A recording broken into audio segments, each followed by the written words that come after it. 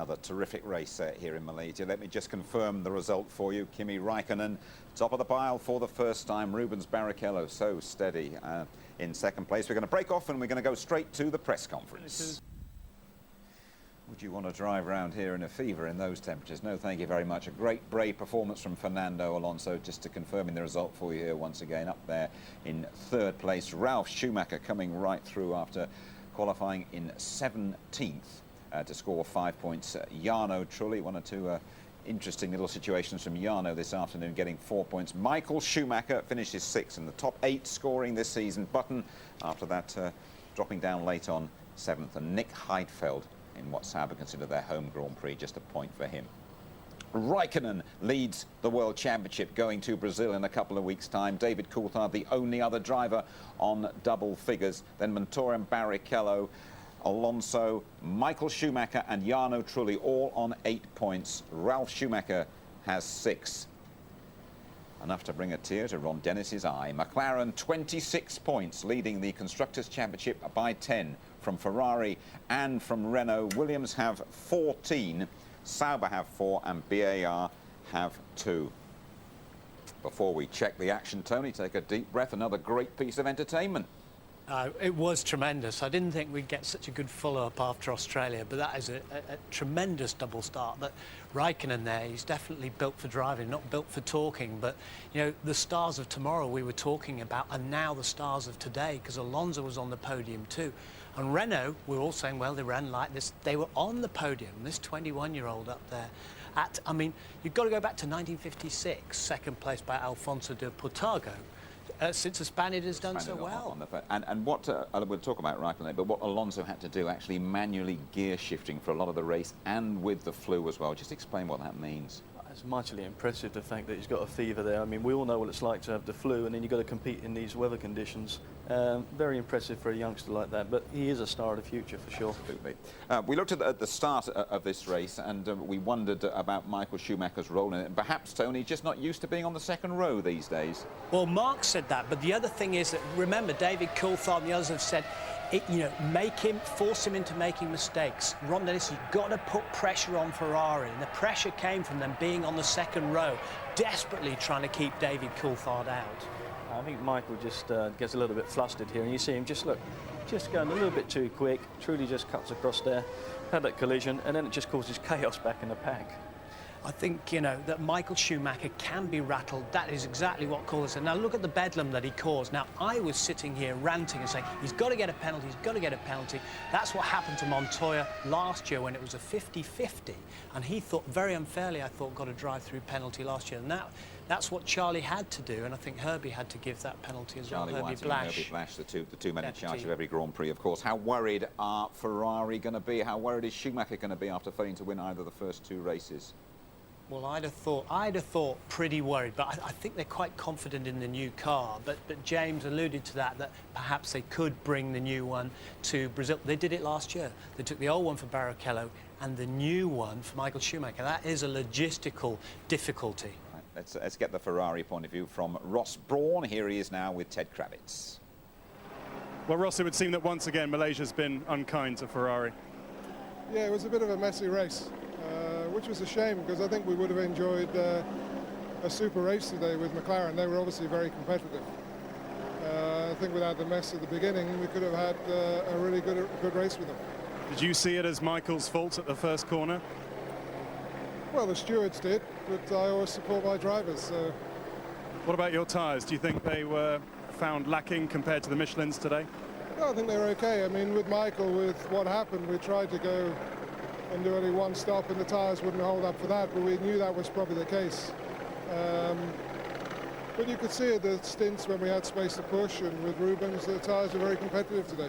The stewards thought Michael Schumacher was at fault. You two agreed. I suspect Ross Brawn thought so as well, but he stood by his man. All credit to him for that. David Coulthard, you picked him out before the race as a likely winner, someone likely to do well, and he was bitterly upset that the McLaren let him down here so early on. The reason is because this interim car has gone so well during the winter testing, and it's been literally bulletproof. And he said that's what we needed. We were short on reliability when compared to Ferrari. And just when he's in a fantastic position to really get some more points, potentially a win today. This happens, and it sounds like an electronic glitch, but it's happened early on. I mean, you must be gutted, Mark. So it's left for Kimi Raikkonen then to fly the McLaren banner, and this place is made for overtaking. It's one of the widest tracks we go to, and Raikkonen right early in the race against Heidfeld, I mean, shows what he's made of. Kimi's an outstanding race driver, but this is stuff that he hasn't really been used to in his very sort of few races that he's come up into Grand Prix, actually overtaking somebody, but he didn't make any problem at all with that move on Heidfeld. And I have to say, he had a commanding racer. He didn't put a foot wrong. And it was just like watching the old Mika Häkkinen, wasn't it? It's a copy. How much does it really mean to a Grand Prix driver to win your first Grand Prix? I've never won a Grand Prix. I've been on a podium a few times, but to win a race, full stop, is an amazing amount of confidence comes through you. And I think you will see the change. Ron Dennis has hit the nail on the head. That guy now will elevate himself to a different plane. He'll go on and on. I mean, Schumacher was way back down the field. He typically battled his way through it. I think he was in the pits 4 times, wasn't he, in the afternoon? But had all sorts of dice with Jarno Trulli and with Jenson Button. But the thing is, they've actually got a very good record here, because he hasn't been off the podium until today. He wasn't off pole position until today, so this is quite a shock for Ferrari. And the fact that he's having to dice down the field and get out there with the commoners, really, instead of being right out front and go for it. And he's had a few shocks himself today, Michael Schumacher, and I did think his pace dropped right off, and I don't think there was anything particularly wrong with Ferrari. And then when he got the scent towards the end of points, then he started speeding up again. Well, we're going to speak to Michael Schumacher now. Here he is with Louise. Well, Michael, you got some points, but it didn't seem that way at the start of the race, did it? No, but you have to keep fighting till the end. Which you certainly did. I mean, a very tough race for you. Yeah, played out from the beginning to the end. Pays out, I'm working out for it. Tell me about the battles at the end of the race. You had some good tussles with people. Yeah, it was very interesting, good fun. Have you ever done a race when you've been in and out of the pits more? I guess not, no, this was the most time. Thanks, Michael. Good fun. Do you think he meant that one? I think he did have a lot of fun out there, obviously, but, you know, he still doesn't look like he's had a workout, does he? He still looks pretty fit and tidy. He's not flustered. Just watch the guy. OK, we're going to take a short break now. There's plenty more to come, though, from us here in Malaysia.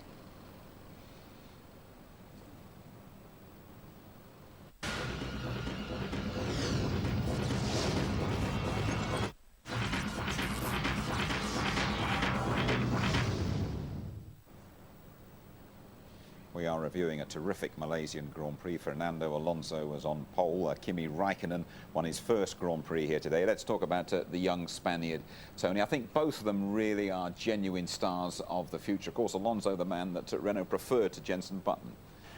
I mean, truly, for me, today was totally overshadowed by Alonso. And Alonso's meant to be this new wonder boy. And we say, oh, yeah. When he was, you know, replaced Jenson Button, everyone said, questioned Flavio Briatore last year, why did you do this? Why did you do this? He said, we've seen something in this boy, the same sort of talent that they saw in Michael Schumacher. And, he's shown how talented he is today. Also, the other thing is, for the first time, Spanish TV have been taking these pictures live. And what timing from them as well to see their young hero. Good. Well, let's have a little word now, shall we, with Jenson Button, who's been good enough to join us down there in the paddock. Hiya, Jenson. A hot work for you again this afternoon, or was that another sort of cool experience that you always believe in having?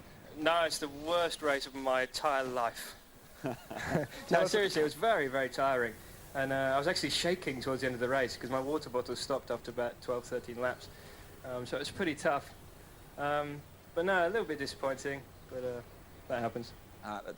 Last year, I remember here, Jenson, you had probably the best race of your life at that stage anyway, and you seemed set for a podium. You just missed it, and things seem to happen to you towards the end of races in this place.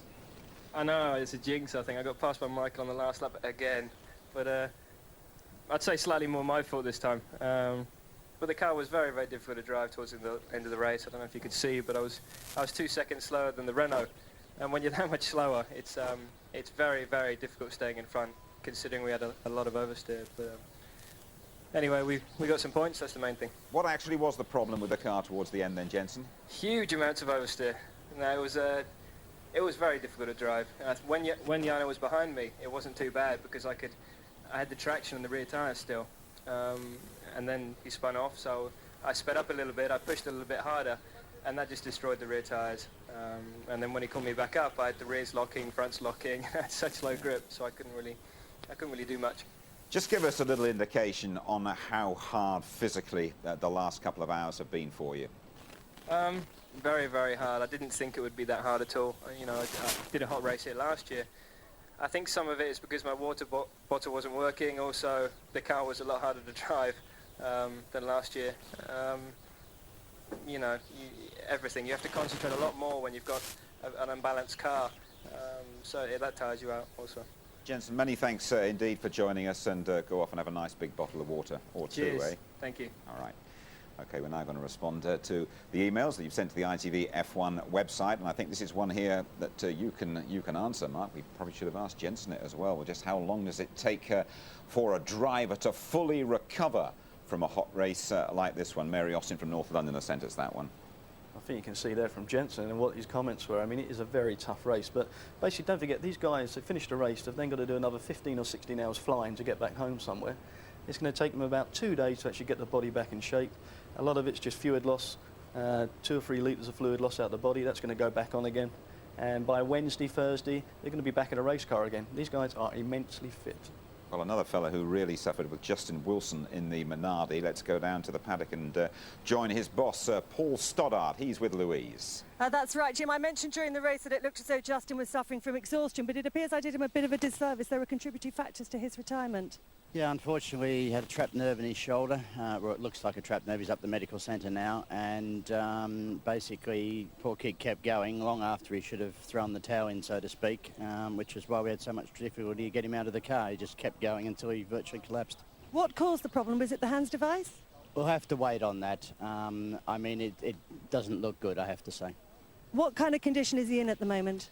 In excruciating pain, and they've got him on a drip in the medical centre, and he'll be fine, but we have to find the reasons why it happened. Thanks, Paul.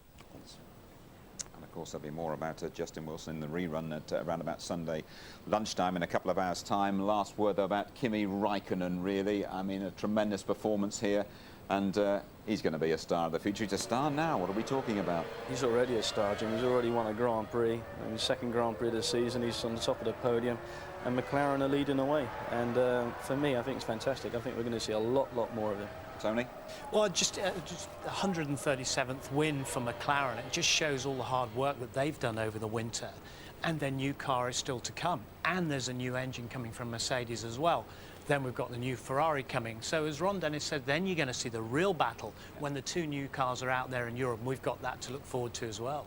Okay, Tony, Mark, thank you very much indeed. As I just said, another chance to see the Malaysian Grand Prix in a few hours' time. The latest on Justin Wilson's condition in that, of course, a rerun today, ITV1 at 2, and highlights and more reaction for you just before midnight. We've had a tremendous weekend here. It has belonged, though, to the young hustlers, to 21-year-old Spaniard Fernando Alonso in qualifying, and to Finland's Kimi Raikkonen, just 23, a Grand Prix winner. From the whole ITV F1 team in Malaysia, bye-bye.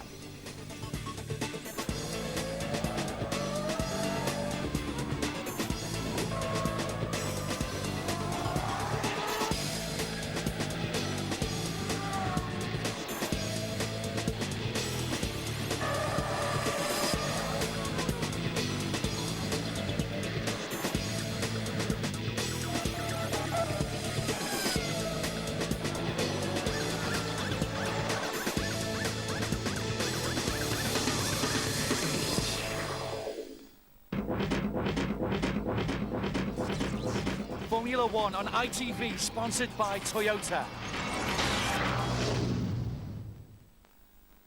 If you'd like to know more about Formula One, the website address, sponsored by Toyota, is itv.com/F1.